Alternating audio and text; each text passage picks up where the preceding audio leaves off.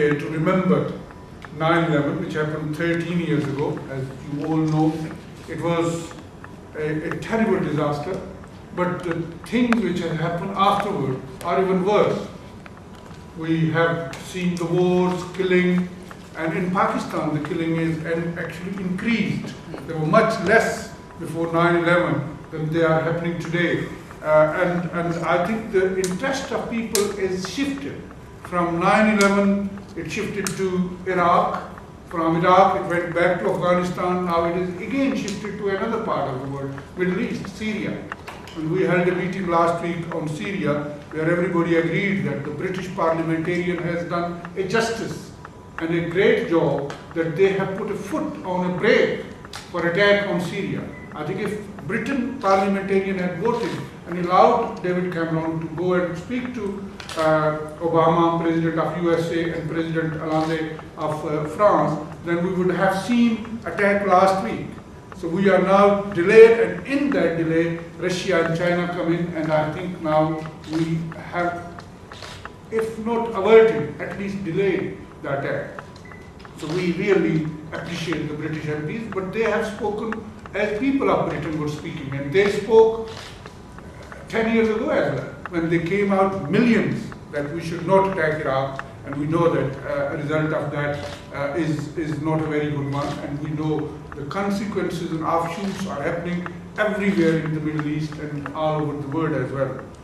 So again, thank you for coming. Welcome to this meeting, and I hope next year when we hold this anniversary, we are much more people, and we are in a better position to speak about a peaceful world than we live in today, and I hope we should keep on working.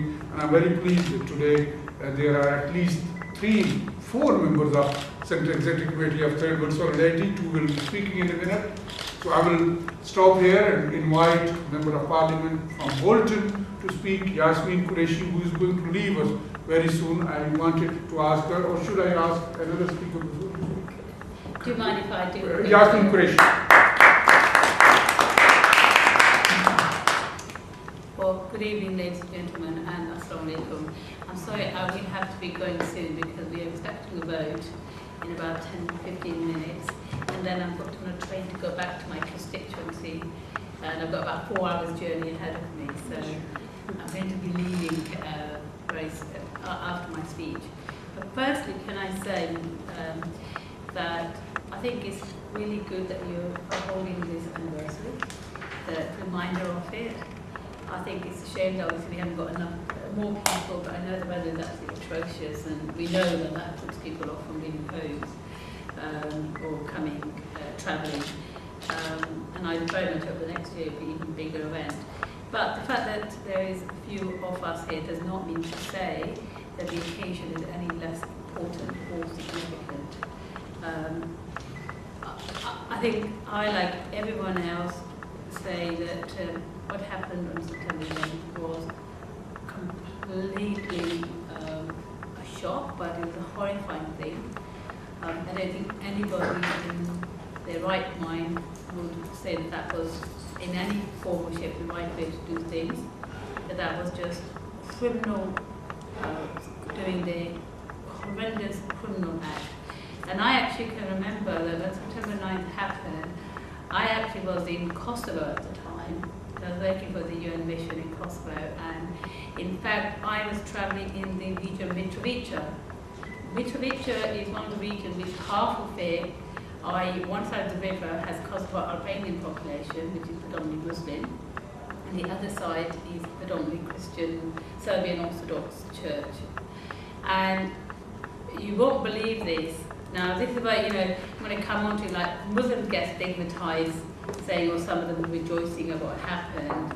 And oddly enough, across the bridge, as I finished my meeting, came out of it, there were people across the other side of the bridge, Serbian, who actually were waving American flags and burning them, and actually shouting for joy at the fact that September 11th had happened. Now, the reason for that is just for the younger members, in case they were not aware, because this bombing happened 14 years ago, most of the areas that the American bombed were Serbian areas of Belgrade, the capital city of Serbia, was bombed very heavily. And so a lot of Serbians died, injured, or the buildings destroyed. So a lot of the Serbians had, still do, and certainly then, had a lot of hatred for the Americans. So that's why they were rejoicing and burning American flags, some of them. And I thought to myself, and then there was, I think I'm told of some images on the television here, because we had limited amount of television access here in Kosovo, because it was just after the conflict, so a lot of things were topsy-turvy.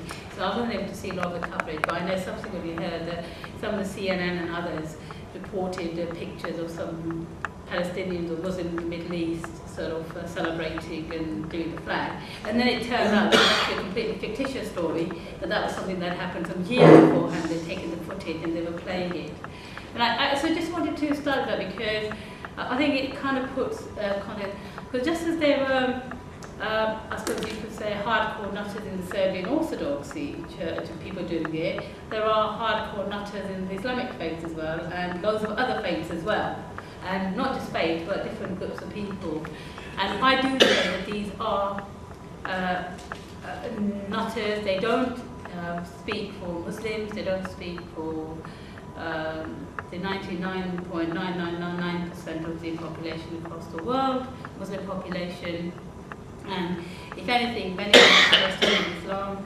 I mean, all religions sometimes have some texts in them which are open to interpretations in different ways. Christianity's got it, Judaism, Hinduism, everybody's got some text which can be taken. But there is never anything in the Quran that I've ever read, or in the Hadiths, which has said that you should be going killing people's lives, taking people's lives without a due process of law, without due, a reason. Like, for example, if you're in a proper battle, a battle doesn't mean random, indiscriminate killing of people and just bombing them up. That's not battles. I mean, it's a proper war-like situation where two countries or nations are at war, or of course by the due process.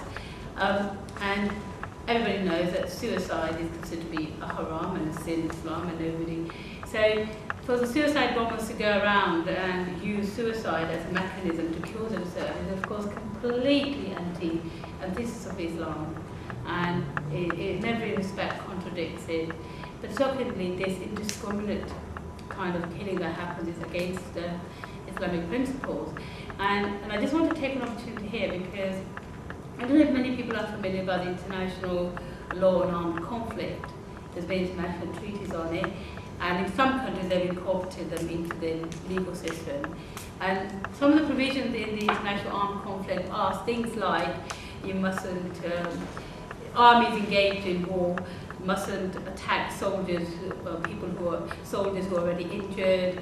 That if you take prisoners, you have to treat them with respectability, with the humanity, and obviously release them after the war is gone. You're not to attack children, women, vulnerable people, old people, sick people, all these kinds of things. And sometimes killing in a war is inevitable, but there's a way of, hard to say a proper way and an improper way, but there's and many people may not be aware of it, but actually all of these things are in Islamic jurisprudence and in hadiths, where they have actually set out the fact that in a war-like situation, you don't attack women, you don't attack children, you don't attack old people, you don't attack the sick, you don't attack the wounded, and in fact the wounded are to be taken care of, and if you do imprison people, they are to be treated in a humane way, and they are to be returned back after the conflict has passed away. So I touch on this because I think a lot of it's linked with, the narrative in the Western world about Islam and what it stands for, and I think it's an opportunity here to just perhaps counter that narrative. In relation to the aftermath of the 9/11, of course, America and other countries just took a particular stance about it without trying to, we had Bush saying, I'm going to, I think word like attack Afghanistan or put it back into the cave ages or something. Well, sadly enough, since the 70s, because of the Russian and American struggles in Afghanistan and the involvement of Pakistan and India, poor Afghanistan had been suffering for years and years before we decided to give it some more bombing and hemorrhaging. It had already destruction of buildings, people, deaths, toil. Everything was destroyed. There wasn't actually much left to destroy in Afghanistan for Bush. But, you know, the so-called war on terror, all it has done is actually solved no problem. We are worse off now. Everybody's, you know, our soldiers have lost life, American soldiers, other countries' soldiers, civilians, people have died, thousands of people have died, billions and trillions of pounds and dollars have been wasted on armament. And guess what? 13 years ago, now everybody wants to say, oh yeah, I think we should sit down and talk with them. But some of us were saying 13 years ago you should be talking to people, because war is not going to solve any problem. I mean, nobody's ever been able to win over Afghanistan since its history. It doesn't matter how mighty they are. The Russians fell there, the Americans have fallen, the British fallen in the past, and yet nobody seems to learn, the politicians and the leaders of the world don't seem to learn any lessons from any of these things. And then of course we went into the disaster war in Iraq, kind of, you know, we're out to get Saddam Hussein because he's a menace and he's a threat to us, and what did we make the situation even worse in that country with constant suicide bombing and God knows what's going on. The country's even more unsafe. In Libya, I mean, I wasn't in Parliament in Iraq, so I couldn't vote against that war, but when we had Libya vote, I did vote against it. I was only one of the 12, I think, MPs. It was only one of the 12 MPs who actually voted against Libya. And I made in my speech, I said, look, we don't actually achieve anything. I have no problems having, if you want to, you know, I have no problems in having a war if you think you actually know what you're doing, what is the outcome, and you're actually going to make the situation better. If all you're going to do is make the situation more bloodier and leave the people in a worse situation than they originally were, then there's almost pointless in wasting our, not just money, but blood of ours and everybody else's as well. And so this is one of the reasons why I'm so pleased. I think there's been a lot of people in the Labour Party now, and I think across the country, a lot have been very concerned about, a lot of people are realising that our interventions in the Middle East and other parts of the world hasn't brought any benefits to anybody. But all we've actually made is the world even more safer, unsafer place. And although I was actually out of the country when the Syria war debate took place, when I found out about it, I just couldn't get a ticket back in time for the thing, but I was very, very pleased at and you're absolutely right, the action of the British Parliament actually did put stops on everyone, and at least, you know, as I say, I don't know, it delayed things, and I think because everybody's now coming on board, I'm very sort of optimistic that I don't think we will have a war, in spite of what Obama is saying. And I have to say, Obama has been a complete disappointment. Interesting enough, when everybody else was so do-eyed about Obama, my brother-in-law, he said, you know what, it's better to have a Republican president than a Democrat on this sort of situation, because he said, actually, oddly enough, even though we had horrible Bush, he said, for example, under Clinton, who was a Democratic president, there were more people executed than there were under Bush's and Republicans' regime. So there's quite a lot of interesting parts. And he said, you know, things are only going to get worse if Obama comes in. And to be honest, in the Islamic world, he's been even worse than Bush has been, and his rhetoric is even worse than Bush's rhetoric. So and he didn't close on any of those things he promised he would about, you know, the Guantanamo Bay and everything. So I'm afraid to say, now he's in his second term, where he's not afraid of being re-elected because he has to finish. He actually has a chance to be a visionary leader, and I'm afraid he's still a complete disappointment. You can't even say now he's under the influence of lobbyists or worried about getting his coffers to fight his election. No worries, he's going to go. So I think what it showed, though, I think a lot of people in this country is now turning against unnecessary wars. And that was reflected in Syria and the Syrian world, and the political parties are now kind of understanding that. I think they're just about getting it now. And that actually is a hope, because I think it will make other countries in the world also start thinking, their leaders start thinking. And I'm hoping that in a strange kind of way, it may actually lead to the world re-looking at the whole of the positioning of the world and realignments, and hopefully we'll have a better world for it. But again, I think, you know, irrespective of whether we're not great in numbers, I think it's right that you properly acknowledge and recognise and mark the occasion of the night. Thank you very much. I think what the result is coming out of your vote and British Parliament vote, and I know you were in Lahore. I waited for half an hour and you were late somewhere in a meeting. You were supposed to be there at 6:30 and you came after 7. So I know you were in Lahore during that period. At least I know. So can I say that, as Yasmin has said, it is very important that in this failure after 9/11, one of the lessons is that I think United Nations is now taking more positive role, and I hope their role will increase over the years. Ban Ki-moon has come very openly against Obama when he said, I'm going to attack on Monday. He said, give us chance, let the inspector do their job. And then I think he has said in last 24 hours as well, that give us chance, we will speak to those and we will come up with some solutions. And I think it is very important that we give that United Nations the role which they deserve. Sandra Settley, I know you want to speak while Yasmin is there, and I will request her to stay till you have finished. So Sandra Settley. Stay as long as I can. I don't want the bell rings. I understand. And forgive me, I'd like to stand. I prefer that. But I'd just like to say in the first instance, it was Mushtaq Ashari who initiated post 9/11 meetings every year since 2002. And it's Mushtaq Ashari who has instigated a number of themes. One year, for example, was a multi-faith meeting whereby we had very high-powered leaders from the religious communities in this country, a rabbi, an imam, Christian leaders, etc., etc. There's been a youth meeting. There was a political meeting. We've had Michael Portillo, for example, a long time ago. Benazir Bhutto. We've had last year. We had Rory Stewart. And so, I mean, this is all really a credit to Mushtaq Ashari, because every year Mushtaq Ashari has organized these meetings. I've never seen such a small meeting, but it doesn't matter, because the point is that it is still commemorating that tragedy. So therefore, I welcome those of you who are with us, and Yasmin, thank you. May I say, as a founding member of Critical Solidarity and APPG, thank you. That's brilliant, well stated, welcome comments. Thank you very much. And unfortunately, I can't even come back because there's been 2 votes at 7. Thank you. If you see Dave, give him our regard. I will. And so therefore, this is like, it doesn't matter. This is the thing I always argue about with Third World Solidarity, and I've been a founding member, as I mentioned, is that sometimes our meetings are small, other times they're massive. But the point is, we're always there.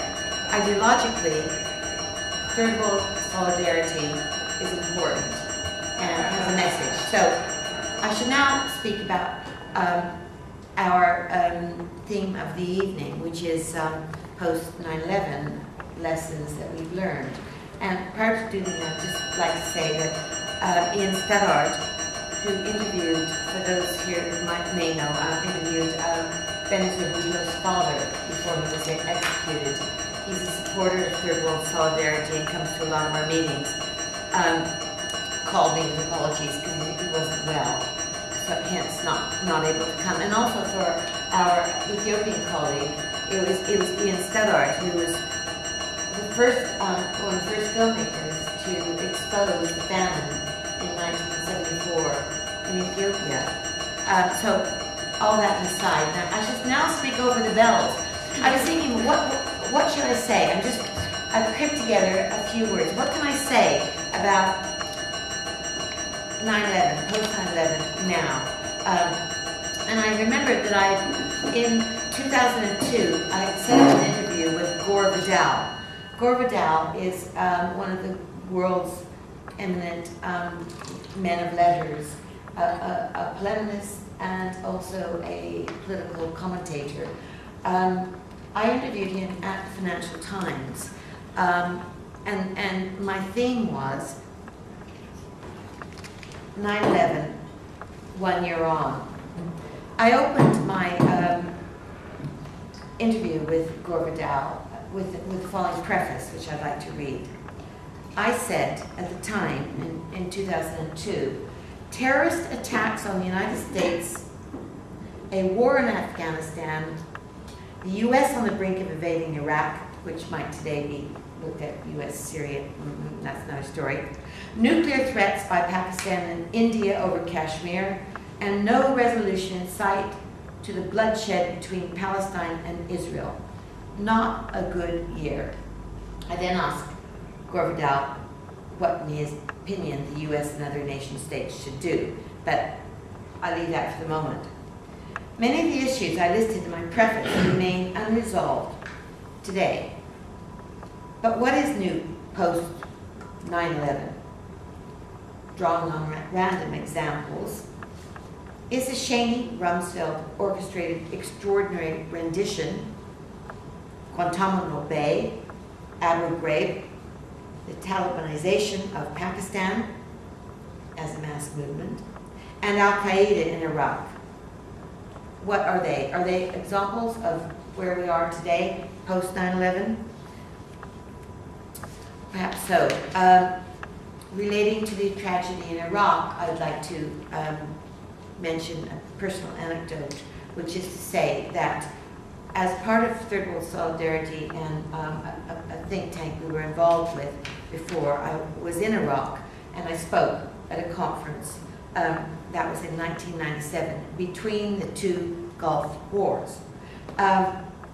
There I took walks in the evening when it turned dark on the streets of Baghdad with no fear of intimidation as a woman or an outsider.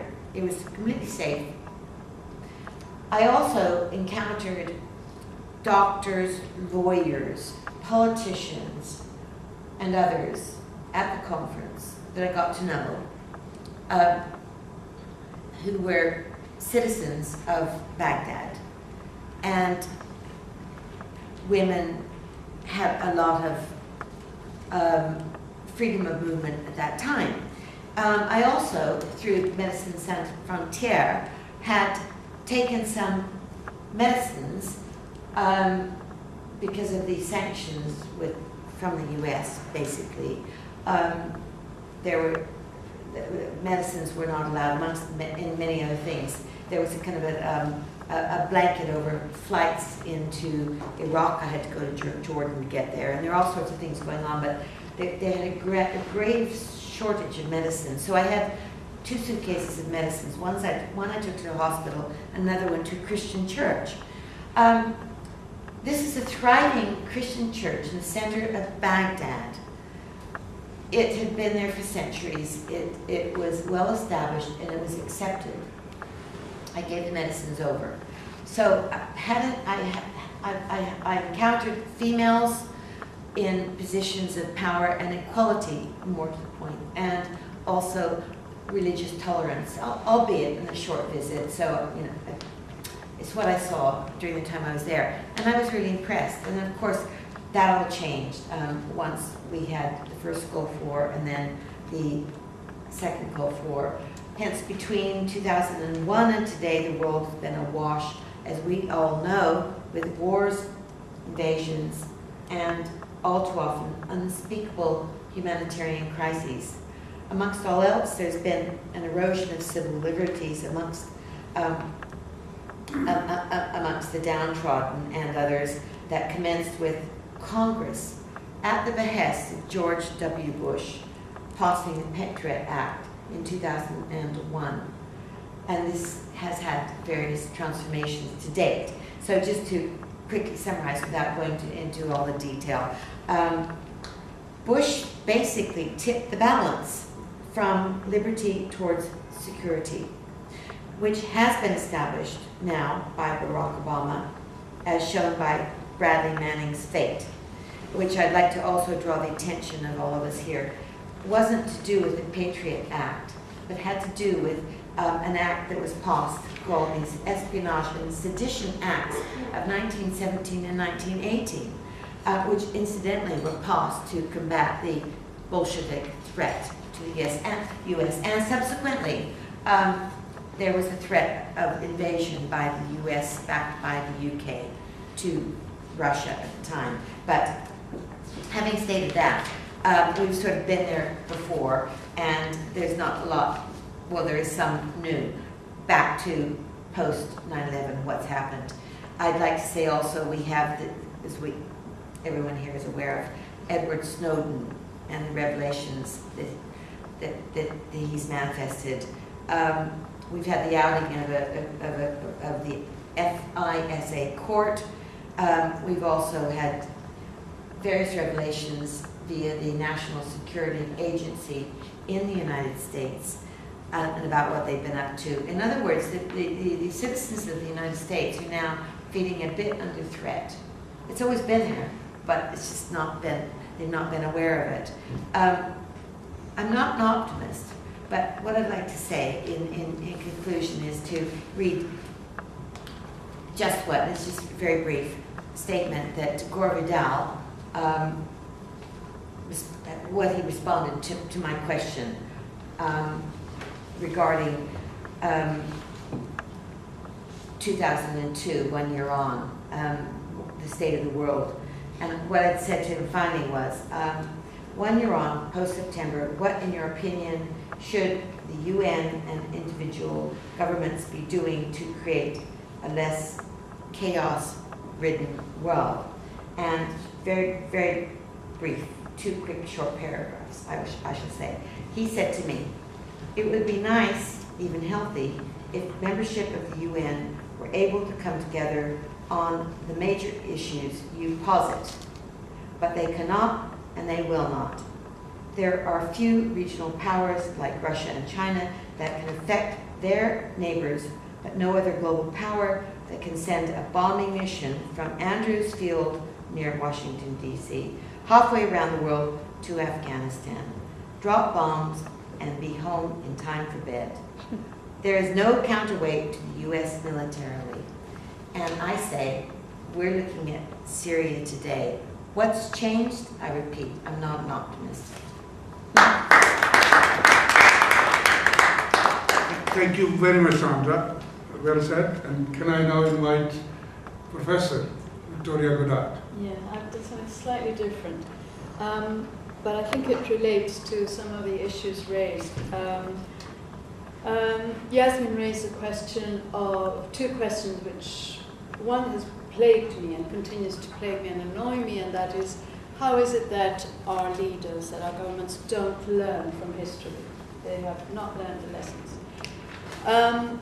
The other is the issue of religion, which I remember, if I remember correctly, which is probably not the case, but what I remember around 2000, leading in 2001, there was a lot of discussion about a growing anti-Islam rhetoric. And this was interpreted by some very prestigious theoreticians, as well as ordinary folk, as the reconstitution of world power after the end of the Cold War. This kind of dichotomous view of the world, where you had the goodies and the baddies, had suddenly collapsed after 1989. And it was important because the whole structure of power globally was built on this sense of the dichotomies, Manichaean dichotomies, as I said, of evil and good. It was important to reconstitute them. And Islam, for perhaps a number of reasons, seemed to offer one axis along which this could be reconstituted. It was, in fact, related to the idea of a Christian modernity and a Christian civilization. And if you remember the famous clash of civilizations and the end of history, Huntington and Fukuyama and theoreticians like that. But it's not just about ideas, and I think that what I've concluded is that it's not, of course, to do with religion at all. Religion is used opportunistically, both by the powers that be.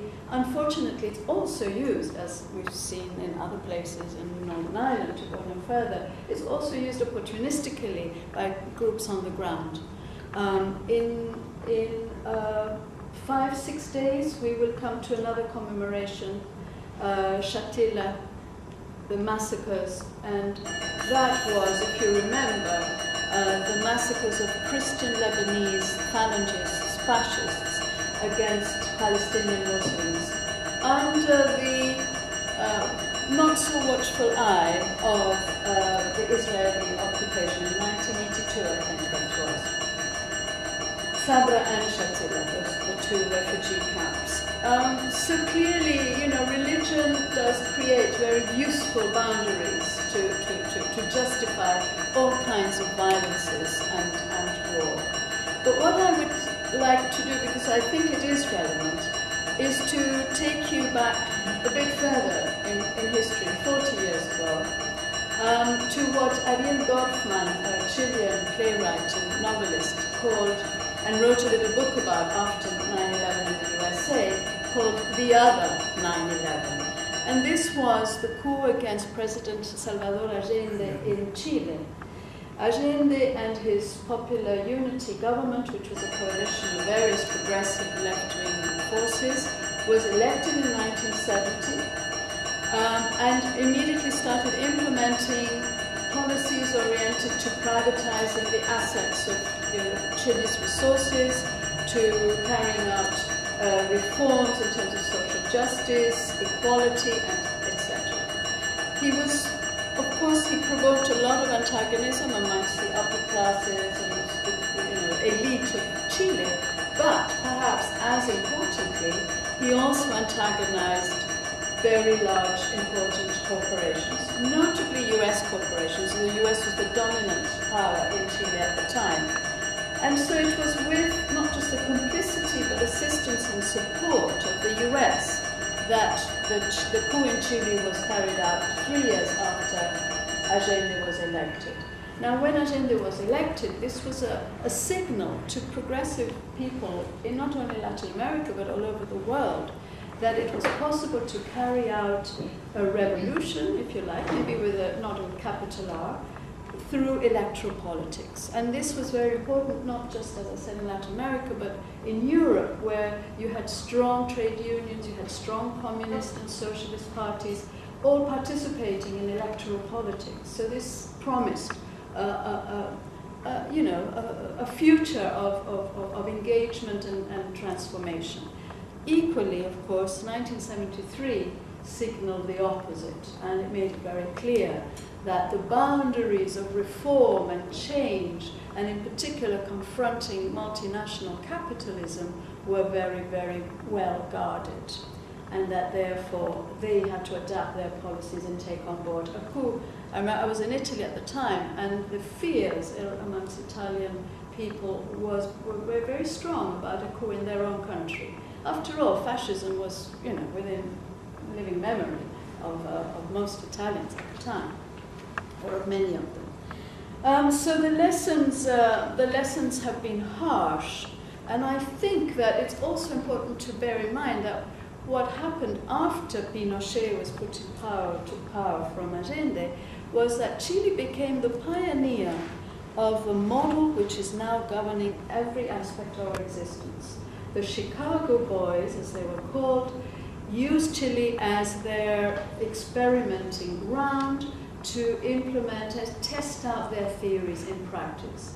And that was before Margaret Thatcher in this country, Ronald Reagan in the US took up these policies on board, and we're still living the consequences.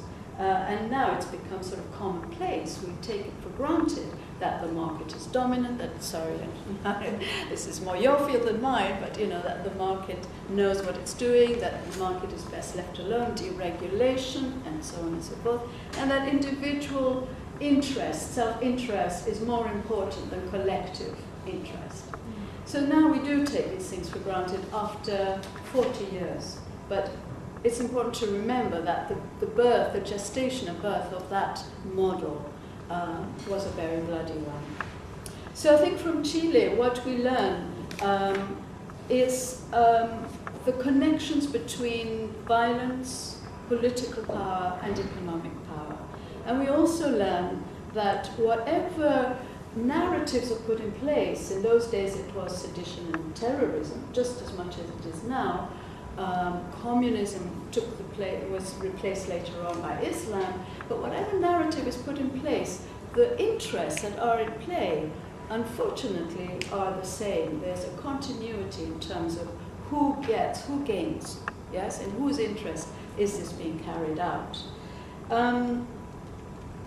What I call the coalition of the wicked also I think is important. It wasn't called the coalition of the wicked, it was called the Plan Condor. The condor is a large Andean bird, and this plan, which again was developed and promoted by the US, meant that all the countries, Chile, Argentina, Uruguay, and neighboring countries, had a mutual obligation to transfer people information and indeed persecute people across national borders and boundaries. So murder, sequestration, disappearances, national borders, national sovereignty was not the issue here. This was a global phenomenon. In a recent interview with an Italian journalist, John Le Carré, the British writer, commented in relation to the US 9/11 that the world that emerged, this is I'm quoting a translation of his words, in the world that emerged from the catastrophe of 11 September in the US, a new and devastating concept was formed.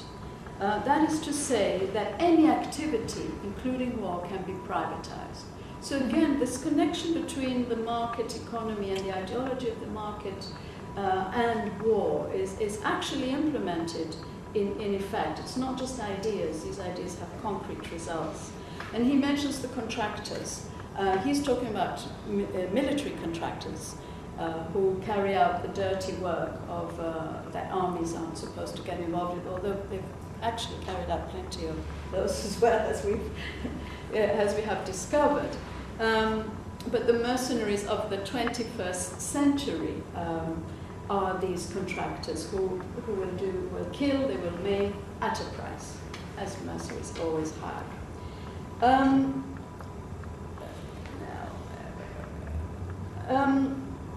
The other aspect of this, however, is not just the contractors in terms of mercenaries, but the other contractors that we saw trundling into Iraq, setting up, exploiting the oil, the sources of oil, and making enormous profits for companies, largely again in the United States. So the connection between war and profit, of course, I think is clear.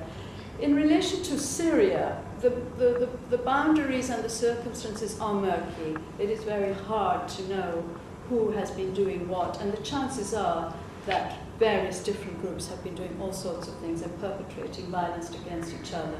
Again, thinking of Shatila and other situations where there's all sorts of collaborations and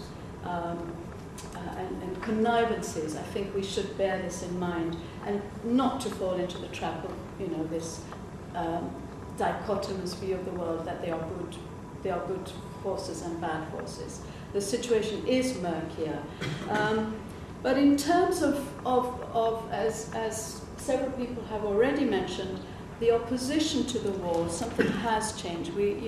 I think the public has become aware of the contradictions, the lies, the outright lies and misinformation that we have been subjected to. And yet we have somebody like Hollande in France, who in spite of public opposition in France, is intent on supporting the United States. It is very baffling. In other cases, the intention is less baffling. Saudi Arabia, case in point, which continues to legitimize US intervention in the Middle East against Muslim countries. I mean, after all, who can accuse Saudi Arabia of not being a Muslim country?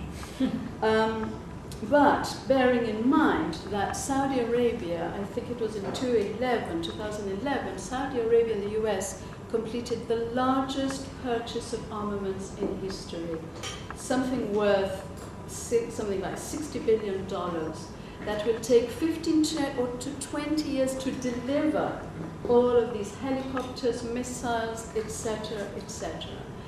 Interestingly, this contract, which benefits Boeing, who are the others? Boeing, General Electric, Halliburton, ITT. Well, there's several large corporations who are benefiting from this, and 77,000 jobs. So there is also complicity of us on the ground. At the moment, what we also inherited through this market model is joblessness, especially the young. Massive youth unemployment across the world. Not only are the young unemployed, but when they are employed, they're employed precariously. Short-term contracts, low wages. We are condemning the young generations and the generations to come to a life of, as Sandra said, securitization, control, joblessness, precariousness, economic marginality.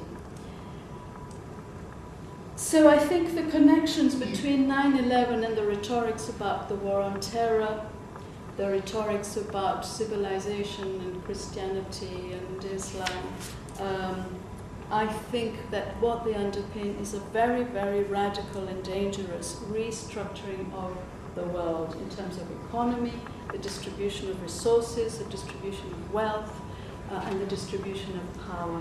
We're watching, as we speak, we're watching this government dismantle an apparatus that took generations to build.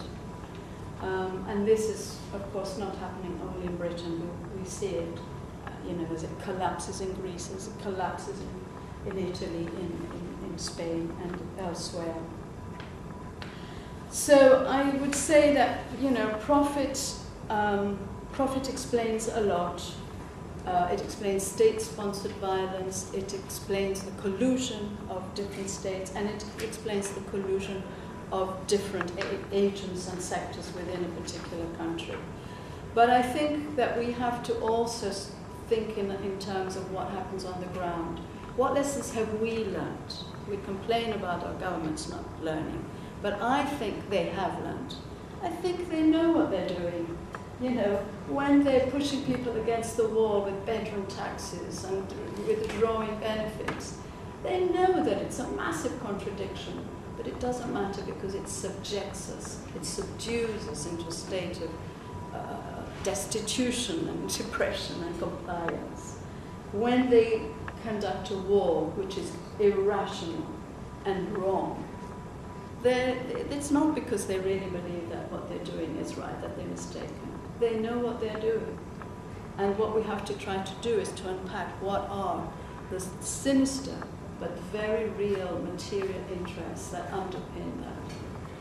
And as I said, it's the armaments, the war industry in itself is massive and it's keeping countries like the US going. But it's also something more pervasive.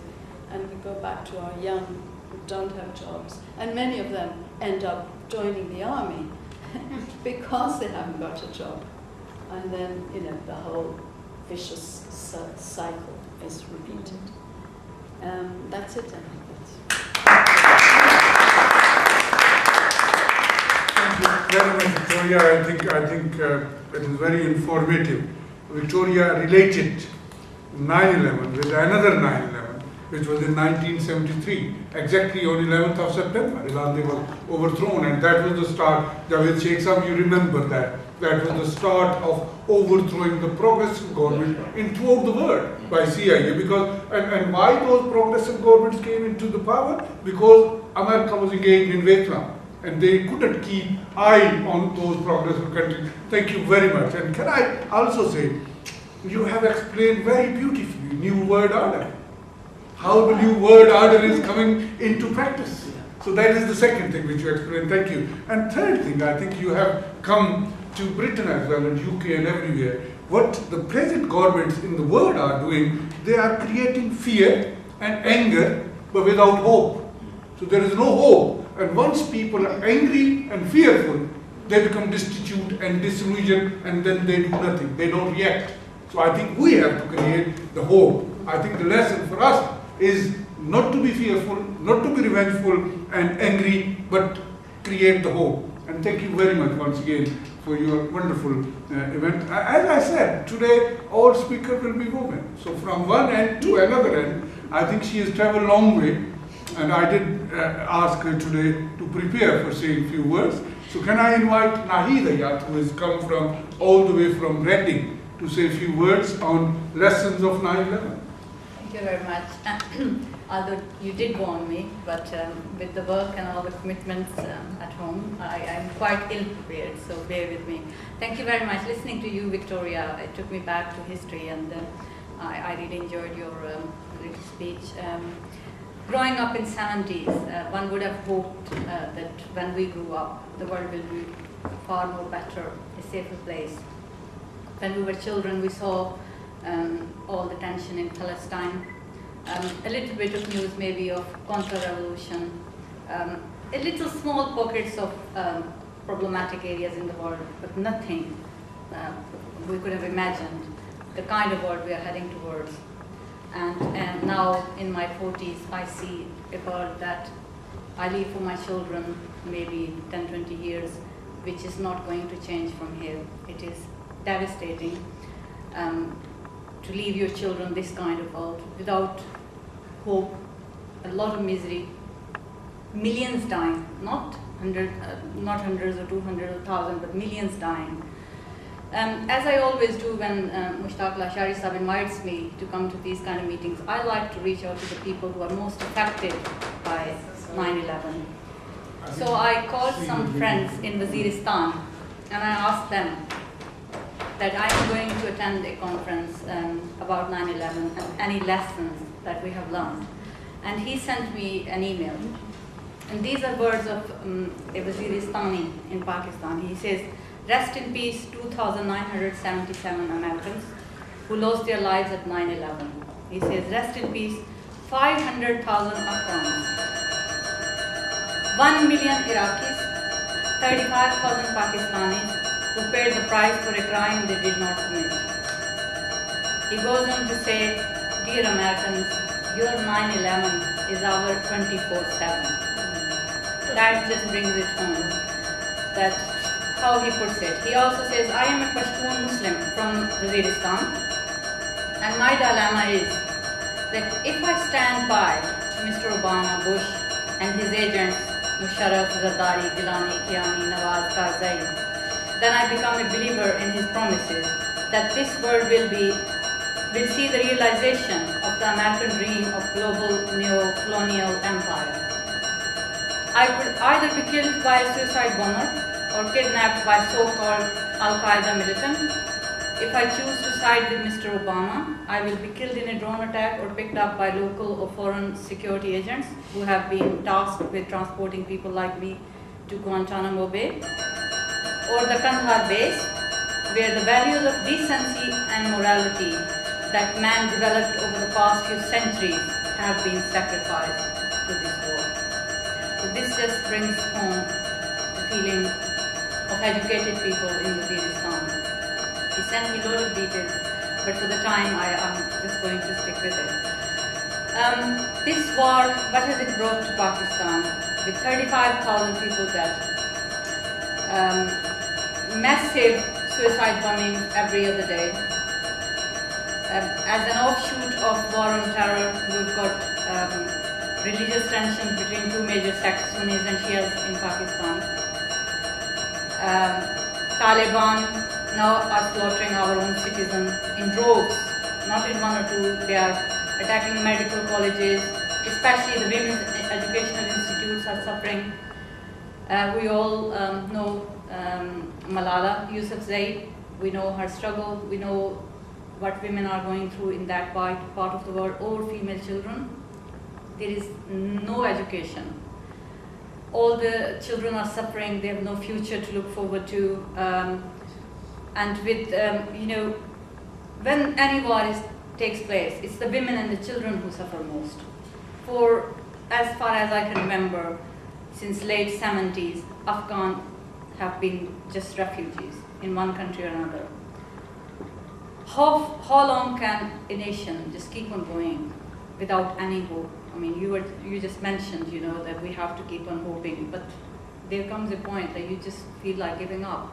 How can a nation keep on going without any very basic human rights, food, shelter? How can a nation carry on like that? So, what lesson have we learned from 9/11? I don't think we have learned anything. They are still selling the war based on lies. We have seen how they are trying to maneuver the parliaments in America, in Britain, in France. And if Russia is standing in their way, we all know that there is just the profits that are stopping any war going ahead or any attacks going ahead, and not the humanitarian reasons, actually. Where do we move from here? What is the word that we are going to leave for our children? That is a question that no politician can answer, but only people can answer. When 1 million people marched in London in that cold, we didn't manage to stop the war in Iraq, but we have managed to delay the war in Syria. We might not have stopped it even, and it might still come, but at least we have managed to delay it and save maybe a few thousand lives that could have been killed last week or 2 weeks before. So we have a task as a citizens to keep on speaking, to keep on demonstrating, to keep on writing to our decision makers that we are not going to stand for any more wars. We are not going to stand for any more bloodshed based on lies, based on religious divide. A Muslim bleeds the same way as a Christian bleeds or a Jew bleeds. An Afghan bleeds the same way as an American bleeds. So please stop this 9/11 24/7 in Waziristan, in Afghanistan, in Iraq, in Syria. Thank you very much.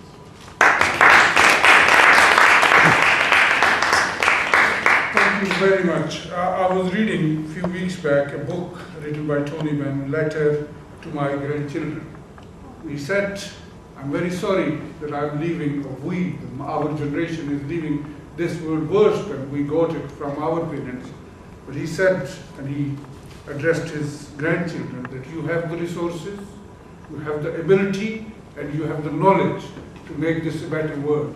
So when we speak in this house and ask it, sitting these young people, we are also young, because we are still living. And there is a poetry which I was read last week by another gentleman on mother, and he said, I'm a child to my mother.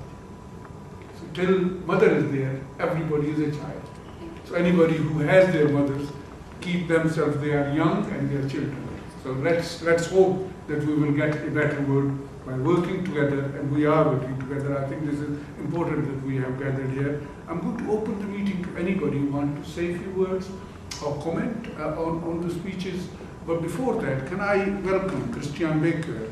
She's not speaking today, but she will be signing her book, which she has written. I don't know whether you have heard about it or not, MTV to Makkah. She was a journalist in her 20s for MTV, and she has become Muslim. She has done Hajj. She went to Pakistan. She became very closely associated with Sufism, and she loves Pakistan, and she is German-born young lady, and she lives in London. She is a journalist, and she has paid a price, but she will be signing a book on 20th of September in Wilson Green. So have a word around that she will be signing a book. You will be able to buy the book, you will be able to read the book, and there will be few speakers, including myself, to say a few words on the book, which is basically praising the Pakistan, the resilience of people of Pakistan, the Muslim philosophy and its peacefulness, and the Sufi philosophy which he has promoted. So you are most welcome to come there on 20th around 6:30. It will be similar time. Wilson Green is the station. I'll send you the details. And so I welcome. But now I'm opening the meeting to everybody and anybody. Anybody who wants to say something? Yeah, Sidra, you want to say something? Young woman. So. Yes, I want to also ask a question to propose, picking up from some of the points made. I'm a little bit younger than you guys, and so my knowledge is far less. So we speak about stopping war. We speak about lessons being learned from our government. I think there's always going to be a conflict of interest there, in the sense that we, are responsible for picking our government. We go through the electoral vote, and we put them in place. Now, I think when I speak to my colleagues, for instance, and we talk about the current issue, which is Syria, I hear an ignorance And it's not because they're not clued up, they don't listen to the news, they pick up newspapers. I think there's a general ignorance in the sense that knowing the facts, there's no transparency in terms of the conversation that our leaders have and sharing that with the public. And so there's, you know, the masses, in terms of our day-to-day, we just don't know. And you speak about how, you know, these airliners, I can't really mention because they're actually my clients, that they profiteer from war. It's so true. And so I think I want to talk a little bit about the Pareto principle and how that's 20% of the world's population own 80% of the world's wealth. Now, the Pareto law comes from an Italian economist who was called Alfredo Pareto. In 1906, he actually observed that 80% of the land mass in Italy is only owned by 20% of the population. And so there's always going to be an unbalance, although as a mass, you speak to people on the street and they speak of how, you know, they're against war, they're against, you know, the civilians getting hurt and how it's so sad, you know, to see the suffering of the Syrian civilians and that we should do something. However, in terms of those views then being distributed back into, you know, the channels that essentially represent us, you know, the politicians, is there a balance there? Because we know that, well, I might be a bit cynical here, but we know that their parties are essentially, when it comes to campaigning, they're supported by these massive organisations that you speak of. And so the conflict is that your vote is in by the population, but your financial supporters are these massive corporations, which you named a few, General Electric, you know, Boeing, etc., etc. And you know, those companies are such mass powers, and so you can't. How do you find balance? You know, I think that's my question. In terms of representing the view of the population. Thank you, Sidra. I think if you look at it, you have just mentioned 1906, and anybody is allowed to comment on your question or your comment. I think you saw the word becoming more representative, as we saw in Chile, in Congo, in Pakistan, in many parts of the world, when America was engaged in Vietnam, and they were not as able as they are usually to keep an eye what is happening in different parts of the world. Again, we were in last century when the information was not as widely available as it is today. Then we saw changes in the world in last century, 2 world wars, other things. Today, as Tony Penn said, there are resources and knowledge available. It is up to us to gain that knowledge, get that information, and react and respond. We know that parties, political systems in the world is moving toward corruption. But it is our duty, citizens of this country, as Nahid said, to keep an eye and not get involved, not to be opportunistic, as Dr. Victoria said, as Sandra said as well, that opportunism comes in individually, in states, in groups.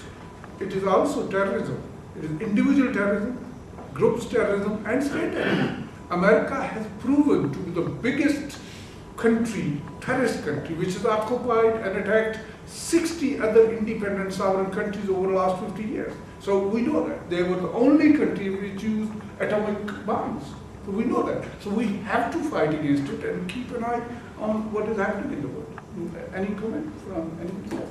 Yes, Dr. No, I didn't want to comment on that. Yeah, you want to say something? I want to something? take the opportunity of asking Professor question. I mean, you said that no one learns any lesson from history, and that is very, very true.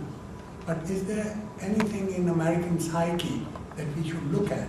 That the way that the country was formed, and the way that the indigenous people were eliminated, and the way that the slavery was rampant there, and the way that the slaves were treated, and the way in my childhood, in the 60s, I was seeing George Wallace and the busing and the other. So men were never equal in American psyche, and they still want to settle their arguments by guns because the gun lobby is so strong, and there are more guns in America than the people.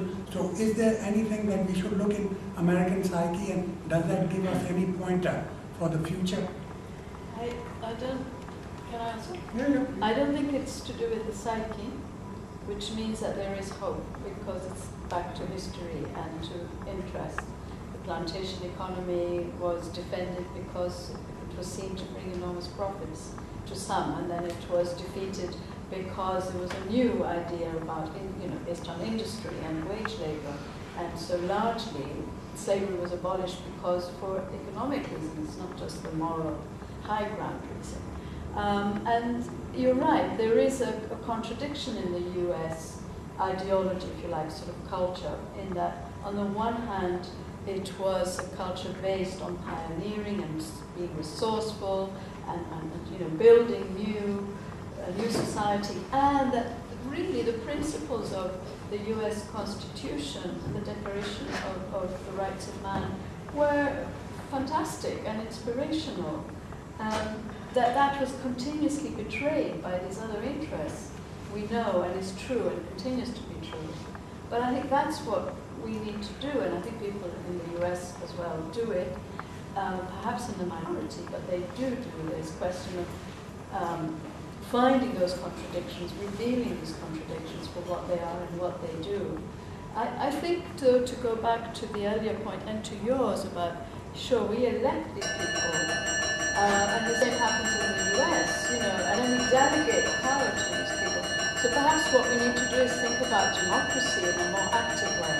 And it's not just a matter of voting in a government, but finding ways to keep putting pressure, demonstrating our views and making our views known, whether it's in the US, where a lot of people are silenced, they're just marginalized from they feel excluded from the political arena and get on with their lives.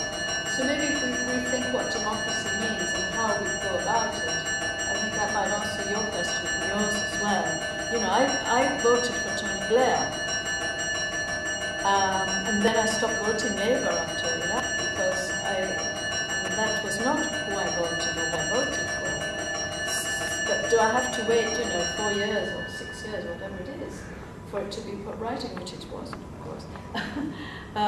No, I think we have to try to find ways. That's why I think we have to learn lessons about how we go about engaging with the world and do things differently. Here, US, and wherever we are, really.